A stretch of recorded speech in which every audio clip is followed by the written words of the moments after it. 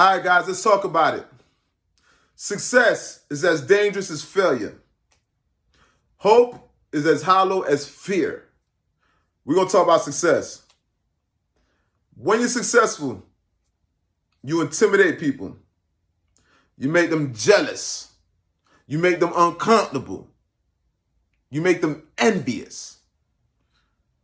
Now, these are some ill feelings. These feelings, the four things that I spoke about, they breed a lot of evil. All right? For one, when you're successful, you remind the people of stuff that they want to do themselves, but they ain't got the balls, the cojones to do it. They experience so much failure that they become pessimistic. So when they see you accomplishing, doing your thing, you got the new car, you got the jewelry on, you got the beautiful woman, you have the lavish house, the American dream, the White House with the house with the white picket fence. They want that for themselves also. You're a constant reminder of that. Because in somewhere in their mind, they convince themselves that they don't want these things no more. Because they experience so much failure. Somebody that's envious of you, they're in a desperate state. Somebody that's jealous of you, that's something that eats at their soul every day. It eats at them. You got to be cognizant of these people, be wary of these people. These type of feelings breed evil. Somebody who's pessimistic, somebody who's envious, they're semi-desperate. When somebody's desperate, you better be careful with that person. A desperate person is not rational. They don't rationalize well. They don't see it for what it is. They only see it from their perspective, which is a foul perspective. All right? You make them uncomfortable. Just seeing you, hearing about you, makes them uncomfortable. Success is as dangerous as failure. With success, keep in mind, when success presents itself, problems appear. And the problems don't appear prior to you accomplishing your goal or falling short of your goal. The problems appear when you reach your goal. That's why Mace made that song. That's why Mace said in that song, more money, more problems.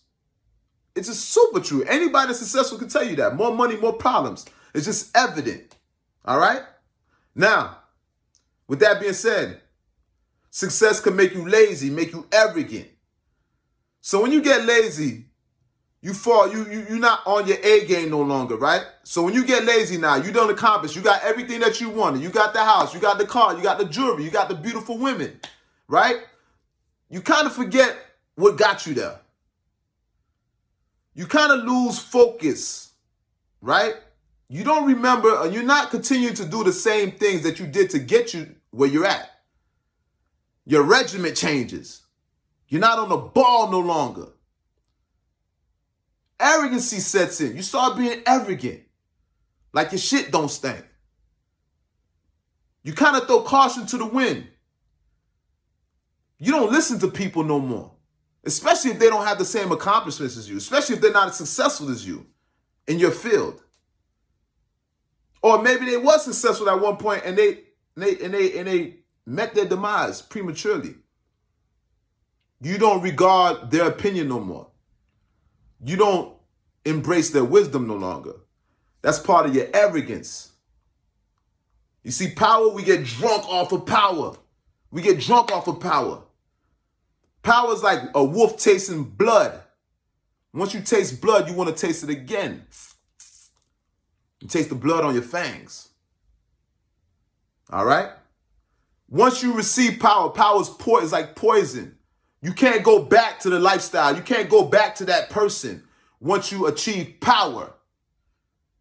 If you want to see who a man really is, give him power. That would be the last determining factor of who that person morally is. If they really have integrity. Give them power. You see a man that's never tasted power, you don't really know who he is. Trust me, give him power. When he falls into a lot of money, Put him in a position where he calls the shots. You'll see who truly is. But nonetheless, once you taste power, you can't go back to that lifestyle prior to that. Life, trust me when I'm telling you, life becomes mundane. Life becomes boring at that point. All right? It's easy to achieve something. It's easy to buy a house. Trust me when I'm telling you, it's easy to purchase jewelry. It's easy to go get a foreign drop top like I had 650i, BMW. It's easy to achieve these lavish things, the jewelry. It's easy to get the jewelry. Trust me, it's easy to get these things. But you know what's not easy? Maintaining them. Ask anybody who's successful. They'll tell you, they're going to reiterate that. We all have the same story. If you're a successful person, you're telling the same story. Those who know. But I'm here to tell you guys. It's easy to obtain lavish things. It's hard to maintain it. Man, boy, I tell you, it's hard to maintain it. Don't let nobody fool you. You know what's even harder? Going back to poverty. Going back to that person prior to you achieving that success. And you done taste the sweet taste of power. Power tastes sweet. Let me tell you, power tastes sweet. People become desperate, and that's when it becomes dangerous. You become desperate when power is relinquished, when somebody rips that power from you unexpectedly, abruptly. You didn't plan to lose that power. You didn't plan to lose that money. You didn't plan to fall. You didn't plan to see your demise. You didn't plan that. You started counting your ducks before they hatched.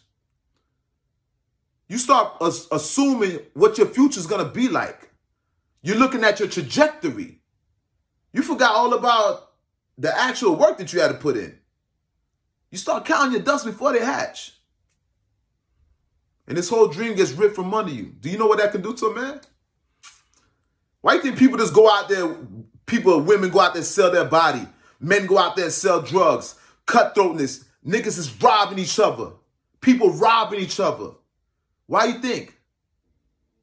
They're scared of going back down. It takes a lot to humble yourself to go back to what you once was. Because let me tell you something. You might have made it once, but there's a possibility you might not make it back successful again once you realize the work that you had to put in. You can't get around the work. And that's why success is as dangerous as failure. All right? Success is usually the root cause of failure. All right? Being presumptuous, counting our eggs before they hatch. Risking the whole empire because you're not being diligent. You're not crossing your T's and dotting your I's. Failure is dangerous, obviously. When you fail, you become hopeless. You feel like you're helpless. That's when people commit suicide, when they feel hopeless. That's when people go do odd things. They do some strange things for some change when they feel hopeless. They risk their freedom. They risk their life when they're hopeless. When they feel helpless, like nobody's out there to help them. I'm telling you this. It's called desperation. Desperate measures. What do they say? Desperate. It's a term that they say. Desperate measures for desperate times. I might be botching it up, but it's something to that effect. Once you become desperate, that's a volatile state. You're unstable. You can't rationalize well. You can't think well. You do the first thing that comes to your mind. Everything seems like a good plan at that point because you cannot rationalize. You can't refrain from doing certain things because you're in a desperate state of mind. You're in a desperate space. So we know failure is dangerous. You become pessimistic as opposed to optimistic. Let me tell you something. You see pessimistic people, they see a problem. Any plan that you come to them, any plan, they're going to see the problem in the plan. That's what people that are pessimistic do. They see all the chinks in the armor. They see all the problems in the plan. They'll tell you a million ways of how it's not going to work instead of telling you a million ways of how it is going to work, the solution. All right? I'm an optimist. When you tell me something's not going to work, I don't believe in impossible. I might even stop hanging around you if you're telling me it's impossible. If you keep telling me the things that's going to happen that's going to go wrong, I might stop even hanging with you. I'm an optimist. Do you understand me? So pessimism, that's what settles in when people that experience failure. After a while, they don't believe in themselves. And it's safer, they feel safer just not believing in something. They automatically just chalk it up as it's not going to work. Some people, optimist people, figure out ways to build planes and get in the sky. Pessimistic people, they figured out how to create a parachute for when that plane crashed, because they think that plane is not going to be able to fly straight. They think that plane is not going to be able to sustain in the air. So they're already designing a parachute. That's what a pessimistic does, a pessimistic person. They design the parachute. An optimistic person, they design the plane. Which one are you? Period. All right? When you become, like I said, when you become successful, success is as dangerous as failure. So you're going to realize your circle is going to get smaller. Your family members are going to get smaller. Your family circle is going to get smaller because people are jealous, envious, and they're uncomfortable and they're intimidated by you. All right? So what do now? Either you continue on your path of success and you do it without them, or you resort back to yourself before you reach that level and you back in the company of these people, right? Both those ideas don't sound that great. But I'd rather continue forward without those people, nonetheless, than to water myself down. Okay? Now, let's talk about how hope is as hollow as fear. Okay, listen. If you got hope, what's hope without no works? What's faith without no works?